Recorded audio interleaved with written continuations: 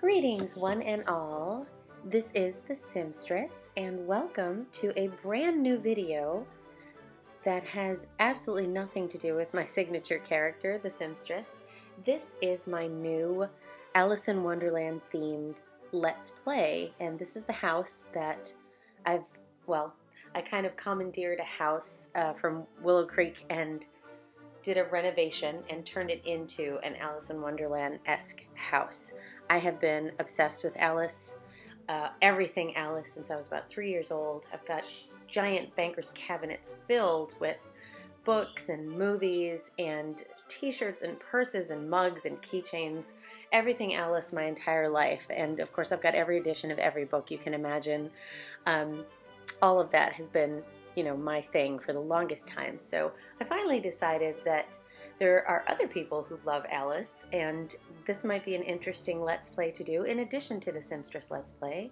So here it is. This is the beginning of it. We're going to start putting out episodes hopefully in another week or so, but this is the house that I put together. I kept all of the main themes, the red and white roses, the rabbit, the kitty, all that stuff you can see in the garden out here, flamingos in the kind of opulent, lush little pond right here. Love that, if I do say so myself. I really enjoyed doing the gardens for this, and I took a lot of inspiration from some of my favorite film editions, as well as from the original illustrations. I'm all about the history behind the story, and Lewis Carroll, who is obviously Charles Dodgson. If you're a serious Alice fan, you know all the history. You even know that Alice Little, the person that he actually was himself obsessed with and dedicated these stories to, wrote all these stories with her in mind. Her name was Alice Little, and she was not a blonde, as most films tend to depict her. She was a brunette, and I kind of took a picture from when she was around maybe 18 or 19, and I kind of adapted that to my Sim character, which you'll see at the end here. So I did kind of an adaptation of each of the animal characters, that I think the main characters that she encounters, primarily around the tea party, because that's my favorite part of the story, and I feel like that tea party has always represented my life in some strange way, and her adventure in general. I just feel like it's a great metaphor for life, and even if, Charles Dodgson's relationship with Alice was a little bit shady to some, because he took photos of her in costumes and scantily clad and other things. He was a mathematician, and he went to Oxford. He was a professor at Oxford, and he was quite an intellectual, but he did do some of these kind of interesting things on the side. Very eccentric dude. But she very much grew up knowing him and being in his presence, and he wrote for her, about her, took pictures of her, put together collections of pictures of her. It's quite an interesting story if you don't know the background. But I love all of it. I'm still obsessed with it. I try not to collect as often because my house is going to be replete with Alice things. I try to keep it to one area now for the most part. So it's been a lot of years. I'm not saying how many. If you're on Twitter, you know how old I am, and that's all I'm going to say.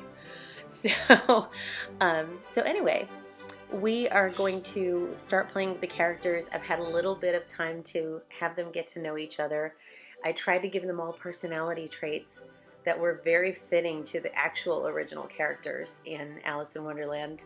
I tried not to take anything from Through the Looking Glass, because I felt like that would open up a whole new can of worms of ideas and things that I could throw in there, because again, I'm a fanatic. I'm going to go a little crazy with this. So I did try to get as much of each of their personalities represented and their eccentricities. The Queen of Hearts has a mean streak. Alice is very creative and inquisitive, and the Dormouse, who you'll see in a minute, he's kind of flamboyant, but he's also lazy. So he's kind of a silly guy who sleeps a lot, and that fits if you know the Dormouse's character. The Mad Hatter, he has his own quirks. He's got a very feminine walk. He's dressed, very opulently. So he's got his own issues, and if you've seen the story, he's crazy. And of course, if you know seriously where that came from, there's a background behind each character.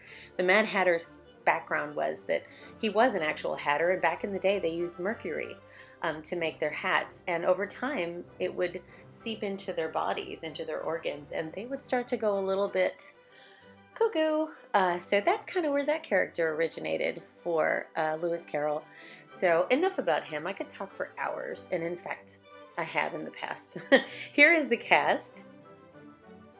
Alice looks still quite feminine and pretty, but a little more modern. Cheshire Cat, of course he's got clothing on. Eccentric Mad Hatter in his beautiful suit. I made the White Rabbit very white and also very flamboyant and prissy. March Hare in his gorgeous suit. You can tell he's a little quirky. And of course the Dormouse. And you'll get to see all of these characters very soon. Thank you for watching and have a beautiful day.